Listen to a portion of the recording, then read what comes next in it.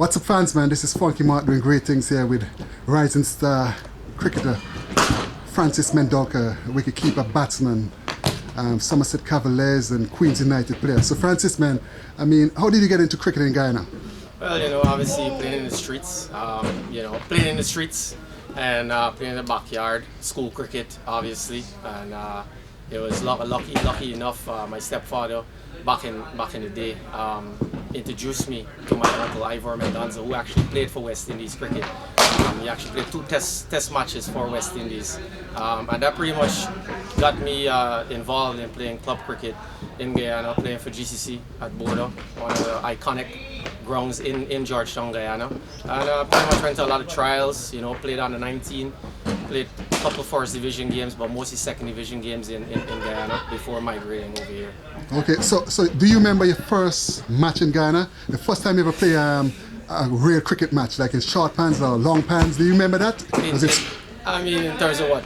Club cricket? In any form of cricket, like a... It was pretty much, backyard cricket inside the yard. You're playing with, you get these little chubby bundles and you fill them up with little bricks. You just pretty much find anything that you could, play cricket in the backyard or play in the yard. You're just always interested in playing cricket. Being at that's one of the top sports in Georgetown. So as a young boy, who inspired you to play cricket? Did you see any stars growing up, like Rohan Kanai, Clive Lloyd, all those guys? Who inspired you really to play cricket? I used to enjoy watching West Indies cricket back in the day. Seeing Courtney Walsh and Ambrose and these guys them running in, and Jimmy Adams. Obviously Brian Lara and Shivnarine Ryan Chandrapal being a legend himself, coming from Guyana. And then being a part of GCC Cricket Club, or Georgetown Cricket Club, I should say, in Guyana.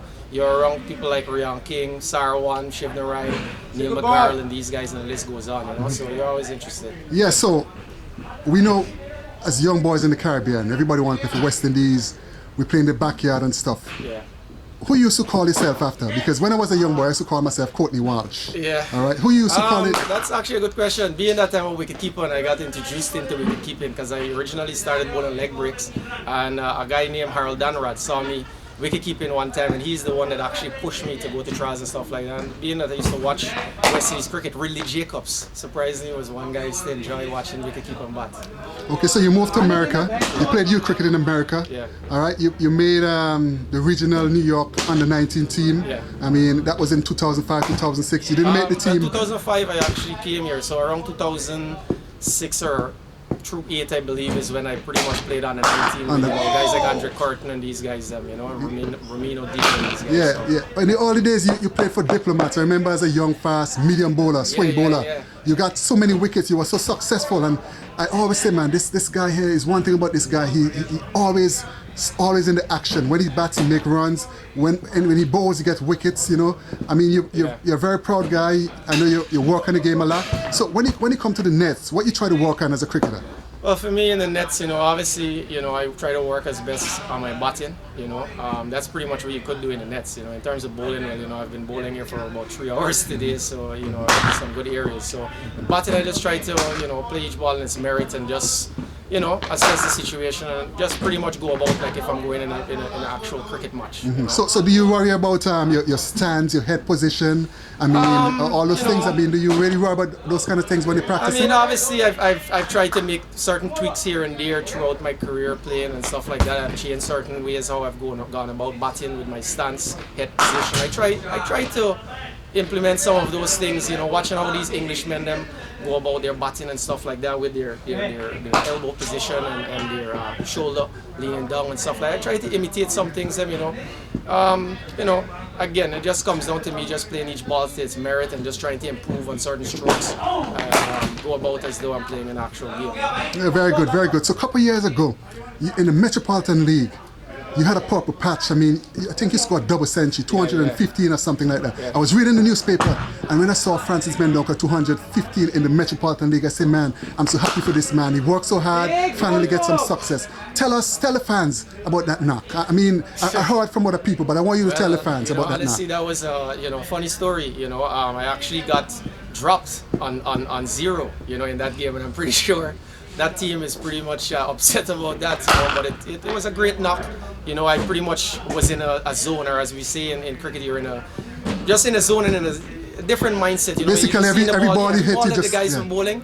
I just saw it like a basketball. It was just going all over the place, you know, and it was definitely incredible knock. The guys didn't even tell me I was on 200. They were pretty much just, you know, letting me just do my thing.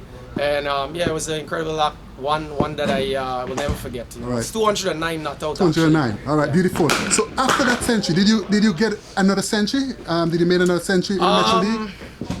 From that year, I am not too sure. I've gotten quite a few half centuries, but I'm not sure if I gotten century. I know before that season, I got a couple centuries as well. So, okay. But the last year or so, I don't recall I've had any centuries. I've gotten close. I scored 98 last season actually, and unfortunately, I got out in like last 2 balls to go in the game. Okay, so let's talk about your disappointments. I mean, you played well.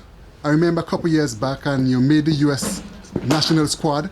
Yeah. An 18-man squad or something like that. Yeah. You perform well in trials, and you've been performing very good at a good, very standard.